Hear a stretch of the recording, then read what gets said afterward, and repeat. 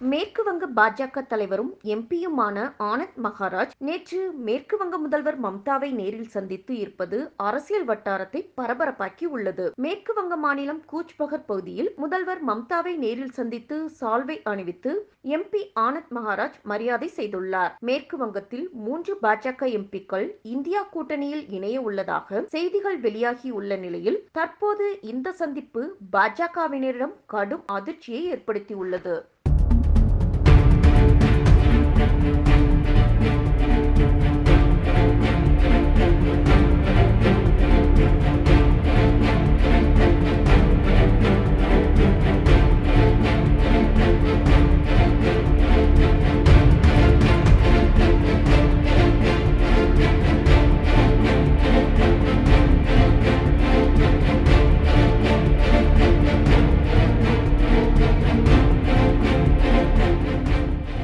செய்திகளை உள்ளது உள்ளபடி தெரிந்து கொள்ள ரெஃப்ளெக்ட் நியூஸை சப்ஸ்கிரைப் பண்ணுங்க.